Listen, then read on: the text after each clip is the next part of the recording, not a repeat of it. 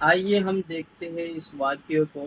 جو Islamic empire اور Roman empire کے بیچ کا واقعہ ہے، یعنی اسلامک ایمپائر کیسے پھیلا اور رومن ایمپائر کا دہل کیسے ہوا۔ آئیے ہم سمجھتے ہیں اور اس واقعے کو دیکھتے ہیں، اور پورا واقعہ دیکھنا اور اس ویڈیو کو پورا ضرور دیکھنا۔ تو ہم اب شروع کرتے ہیں۔ مکہ بہت مشکلوں سے فتح کرنے کے بعد اب پورے عرب کو یہ پتا چل گیا تھا کہ محمد ہی اللہ کے رسول ہیں، جس کے بعد بہت تیزی سے پورے عرب سے لوگ اسلام کی طرف آنے لگے اور یہ اسلامک ایمپائر پورے عرب میں پھیلنے لگی۔ اب مسلمانوں کے لیے عرب میں کوئی بھی خطرہ نہیں تھا، لیکن عرب سے باہر دنیا کی سب سے بڑی سپر پاور رومن ایمپائر عربوں کو یونائٹ ہوتے دیکھ کر بالکل بھی خوش نہیں تھی، جس کی وجہ سے پوری دنیا میں یہ باتیں پھیلنے لگی کہ بہت جلد رومن ایمپائر مسلمانوں پر حملہ کرنے والی ہے تاکہ وہ عربوں کو یونائٹ ہونے سے روک سکے۔ کچھ لوگوں نے کہا کہ رومنز 40,000 اور کچھ لوگوں نے کہا کہ 1,00,000 کی فوج لے کر رومنز مسلمانوں کی طرف بڑھ رہے ہیں، جس سے مسلمان ہر ٹائم الرٹ رہنے لگے کہ کسی بھی ٹائم رومنز حملہ کر سکتے ہیں۔ تو آخر آپ صلی اللہ علیہ وسلم نے ہجرت کے 9 سال بعد رومن ایمپائر سے جنگ کا اعلان کر دیا اور ان کے خلاف مسلمانوں کی ایک فوج جمع کرنا شروع کر دی۔ اس سے پہلے جب بھی آپ صلی اللہ علیہ وسلم کسی علاقے پر حملہ کرتے تو وہ جنگ سے پہلے کسی کو بھی یہ نہیں بتاتے کہ وہ کس پر حملہ کر رہے ہیں۔ اب حالات اتنے خطرناک ہو چکے تھے کہ آپ صلی اللہ علیہ وسلم نے پہلے سے ہی پورے عرب کو یہ بتا دیا کہ ہم دنیا کی سب سے بڑی سپر پاور رومن ایمپائر سے لڑنے جا رہے ہیں اور سب کا، ہر مسلمان کا اس جنگ میں شریک ہونا فرض ہے، اور جو مسلمان بھی اس جنگ میں شریک نہیں ہوگا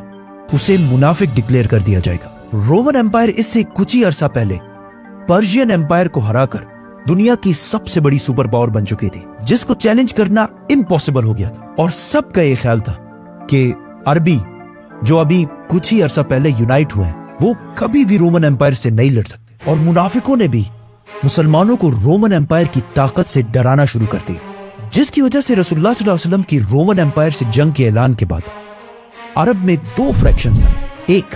جو اپنا سب کچھ قربان کر کے بغیر کسی خوف کے مدینہ کی طرف جنگ میں شامل ہونے کے لیے روانہ ہوئے، اور دوسرے وہ جو اس اتنے خطرناک جنگ سے بچنے کے لیے بہانے بنانے لگے۔ آہستہ آہستہ پورے عرب سے لوگوں نے اس فوج کو جوائن کرنا شروع کیا، اور آخر اس فوج کا نمبر 30,000 تک پہنچ گیا، اور یہ فوج عرب کی سب سے بڑی فوج بن گئی۔ لیکن اتنے بڑے فوج کو مینج کرنا بھی کوئی آسان کام نہیں تھا، کیونکہ یہ جنگ مسلمانوں کو سال کے سب سے گرم ٹائم میں کرنی تھی، اور وہ بھی عرب کی گرمی جس وقت پورے عرب میں قحط پھیل چکا تھا، جس کی وجہ سے رسول اللہ صلی اللہ علیہ وسلم نے سارے مسلمانوں سے اس فوج کے لیے فنڈز اکٹھا کرنے کی ریکویسٹ کی، جس کے بعد ہر مسلمان اپنی طاقت کے مطابق اس فوج کے لیے فنڈز اکٹھا کرنے لگا۔ رسول اللہ صلی اللہ علیہ وسلم اب تک ہر جنگ کے بعد جو بھی مال غنیمت حاصل کرتے تھے اسے بہت جنرسلی پورے مسلمانوں میں تقسیم کر دیتے تھے، تو اب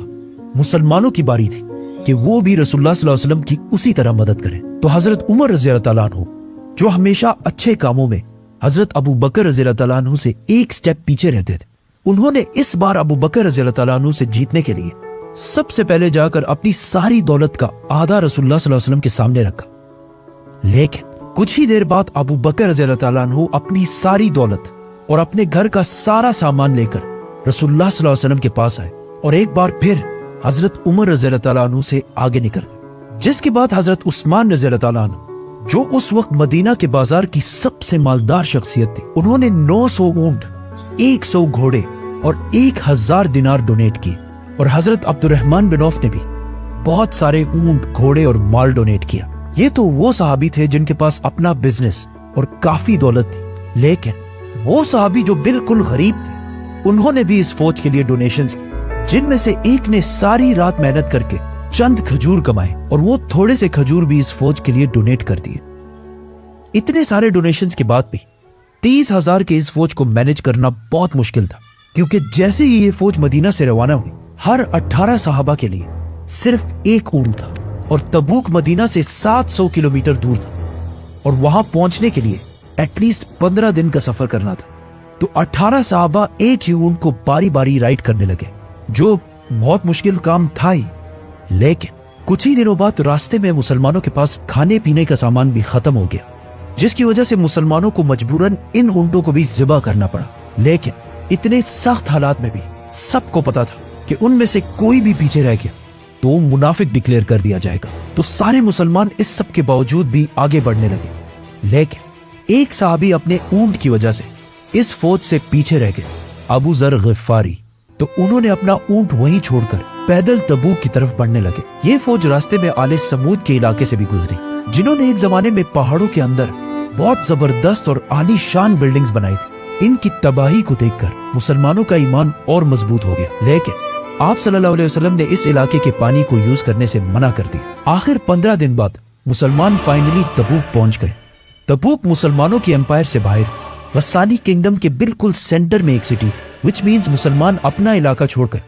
दुश्मन के इलाके के बिल्कुल सेंटर तक पहुंच गए। और वहां पहुंचते ही मुसलमान रोमन एम्पायर से लड़ने के लिए बिल्कुल तैयार हो गए और सफों में खड़े हो गए। लेकिन काफी टाइम इंतजार करने के बाद भी नथिंग, बिल्कुल खामोशी, और कोई भी मुसलमानों से लड़ने के लिए नहीं आया। अब यहाँ पर कुछ कंफ्यूजन है। कुछ स्कॉलर्स कहते हैं कि रोमन्स मुसलमानों की इतनी बड़ी फौज देखकर डर गए और जंग से पहले ही उनकी फौज इधर उधर बिखर गई, क्योंकि मुसलमान इससे पहले हर जंग में अपने से 3 गुना बड़ी फौज से लड़ती थी। बदर में मुसलमान 300 और दुश्मन 1000, औद में मुसलमान 1000 और दुश्मन 3000, और खंदक में मुसलमान 3000 और दुश्मन 10,000। और कुछ लोग ऐसे भी हैं जो कहते हैं कि कभी किसी फौज ने मुसलमानों पर हमला किया ही नहीं था, ये बस अफवाहें थी। जो भी था, इस वाक़े के बाद पूरे अरब में ये बात फैल गई कि मुसलमान फौज लेकर रोमन एम्पायर के बॉर्डर तक गई और उन्हें जंग की दावत भी दी। लेकिन रोमन एम्पायर, दुनिया की सबसे बड़ी सुपर पावर, मुसलमानों से डर के जंग से भाग गई। अब तक पूरी दुनिया मुसलमानों को बस एक छोटी सी फोर्स समझते थे, लेकिन इस वाक़े के बाद मुसलमानों को पूरी दुनिया एज अ ग्लोबल पावर देखने लगी। तबूक के पास जितने भी छोटे छोटे किंगडम्स थे वो अब तक रोमन एम्पायर के अंडर रहते थे। लेकिन मुसलमानों की इस ताकत को देखने के बाद उन्होंने रोमन एम्पायर को छोड़कर आप सल्लल्लाहु अलैहि वसल्लम के सामने सरेंडर कर दिए और जिजिया देने का भी वादा किया। और जो स्टेट्स अब तक रोमन एम्पायर के गुलाम थे,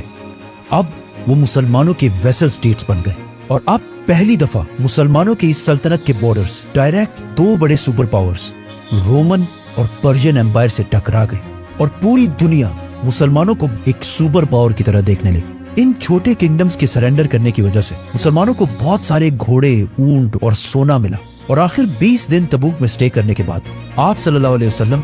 और ये 30,000 का लश्कर वापस मदीना पहुंचे, जहां इनको बहुत जबरदस्त तरीके से वेलकम किया गया, क्योंकि जो फायदा मुसलमानों को रोमन से जंग के बाद हासिल होना था वो बगैर किसी जंग के मुसलमानों को मिल गया। और मुसलमानों के दरमियान जो ट्रेटर्स, मुनाफिकीन थे, वो भी सारे मुसलमानों के सामने आ गए। मदीना पहुंचने के बाद बाकी सारे अरब कबीले भी इस्लाम कबूल करके इस एम्पायर में शामिल हो गए और पूरा अरब बुत परस्ती, आइडोलेट्री को छोड़कर एक ही अल्लाह की तरफ आने लगा। लेकिन उसके साथ ही रसूलुल्लाह सल्लल्लाहु अलैहि वसल्लम का इस दुनिया में मिशन कंप्लीट हो गया, क्योंकि ये जंग तबूक रसूलुल्लाह सल्लल्लाहु अलैहि वसल्लम की जिंदगी की आखिरी जंग, क्योंकि इसके कुछ ही साल बाद आप सल्लल्लाहु अलैहि वसल्लम की जिंदगी का आखिरी दिन है।